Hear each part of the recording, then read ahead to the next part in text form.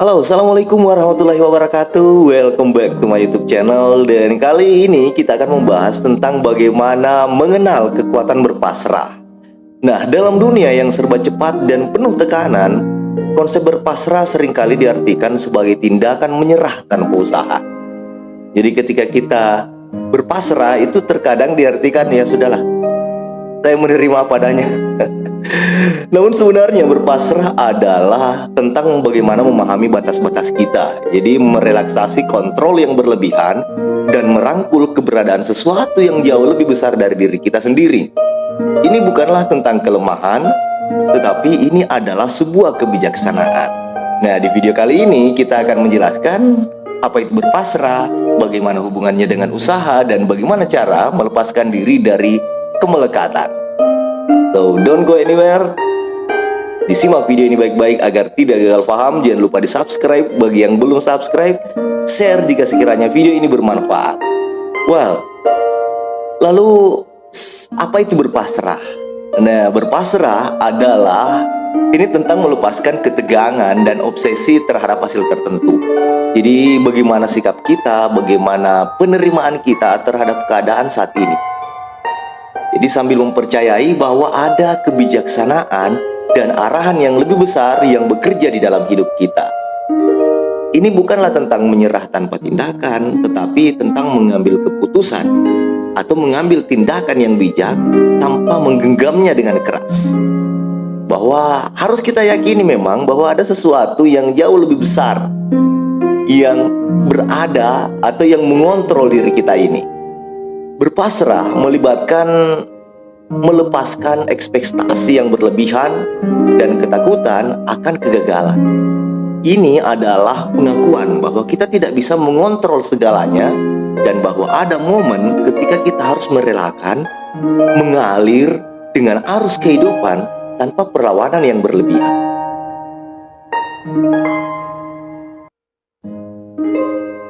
Lalu bagaimana hubungan antara berusaha dan berpasrah? Nah, penting untuk menyadari bahwa berusaha dan berpasrah tidaklah saling bertentangan. Tetapi sebenarnya antara berusaha dan berpasrah ini seperti dua sisi mata uang yang sama. Berusaha melibatkan usaha keras, tekad, dan komitmen untuk mencapai tujuan. Namun terkadang kita perlu mengakui bahwa ada faktor-faktor yang berada di luar kendali kita. Saat itulah kita berpasrah. Ini coba bayangkan ini, kita sedang bekerja keras untuk mencapai sebuah tujuan, lalu kita memberikan segalanya dan tetap fokus. Nah, tapi pada suatu titik mungkin kita mengalami hambatan yang tidak bisa kita atasi. Saat kita berada di posisi ini, maka inilah saatnya untuk berpasrah. Bukan berarti kita menyerah, tetapi memahami bahwa ada batasan dan saat-saat ketika kita harus melepaskan dan membiarkan aliran kehidupan ini mengambil perannya.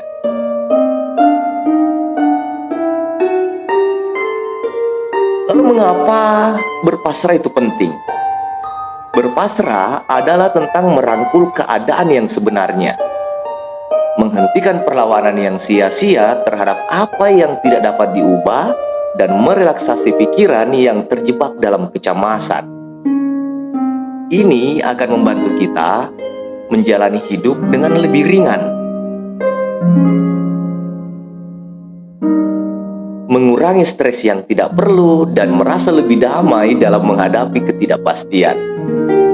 Jadi berpasrah juga membantu kita menghindari perangkap perfeksionisme yang dapat menghambat pertumbuhan dan kebahagiaan kita. Ingatlah bahwa tidak ada yang sempurna, tidak ada yang perfect. Tugas kita hanya berusaha, lalu biarkanlah hasilnya kita pasrahkan, kita terima apa adanya dengan lapang dada. Dengan merelakan ekspektasi yang tidak realistis, kita memberikan diri kita sendiri ruang untuk tumbuh, belajar dari kegagalan, dan menemukan kebahagiaan dalam perjalanan. Jadi bukan hanya pada akhir atau juga pada tujuan.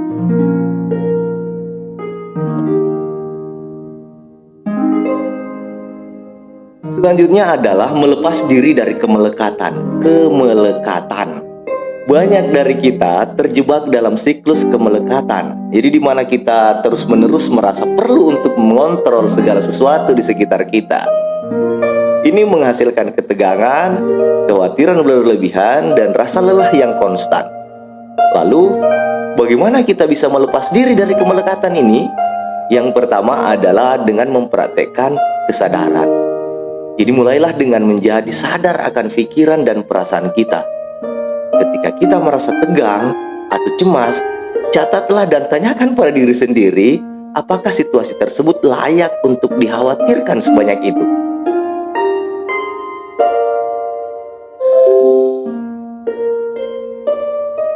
Berikutnya adalah latihan relaksasi. Jadi praktekkan teknik-teknik relaksasi seperti meditasi, pernafasan dalam, atau yoga. Ini akan membantu kita untuk merilekskan tubuh dan pikiran, dan tentunya pasti akan mengurangi kemelekatan. Hal yang ketiga adalah dengan menerima keterbatasan. Jadi sadarilah bahwa kita ini tidak bisa mengendalikan segalanya. Terimalah keterbatasan kita dan ingatkan diri sendiri bahwa ada kebijaksanaan yang lebih besar yang bekerja. Diri kita ini kita tidak bisa mengontrol sepenuhnya. Berikutnya adalah dengan mengubah pola pikir. Jadi ganti pola pikir, saya harus mengontrol semuanya, menjadi saya akan berusaha keras, tetapi juga melepaskan ketika diperlukan. Yang berikutnya adalah fokus pada yang dapat kita kontrol. Jadi alihkan perhatian kita pada hal-hal yang memang dapat kita kendalikan, seperti tanggapan kita terhadap situasi, atau respon kita atau tindakan kita terhadap situasi yang sedang kita hadapi saat itu. Penting untuk diingat bahwa berpasrah bukanlah tanda kelemahan, tetapi berpasrah ini adalah bentuk kebijaksanaan dan kekuatan dalam menerima keadaan, dan tentunya menghadapi ketidakpastian. Ini adalah sikap yang membebaskan kita dari beban berlebihan, mengurangi stres, dan membawa kedamaian batin tentunya. Nah, jadi ini harus digabungkan ini, antara berusaha dan berpasrah. Ketika ini sudah kita berhasil menggabungkan, maka akan tercipta keseimbangan yang indah antara tindakan dan penerimaan. Ingatlah bahwa man purpose and God dispose. Jadi tugasnya manusia ini hanya berencana, melakukan, namun bagaimanapun juga hasil akhirnya itu kita serahkan pada Allah. Jadi tindakan dan penerimaan. Ketika kita belajar melepaskan diri dari kemelekatan dan merangkul kebijaksanaan berpasrah, maka tentunya kita akan mengalami hidup dengan lebih lega, lebih damai, dan lebih berbahagia. Demikian saya Min Damai. Assalamualaikum warahmatullahi wabarakatuh.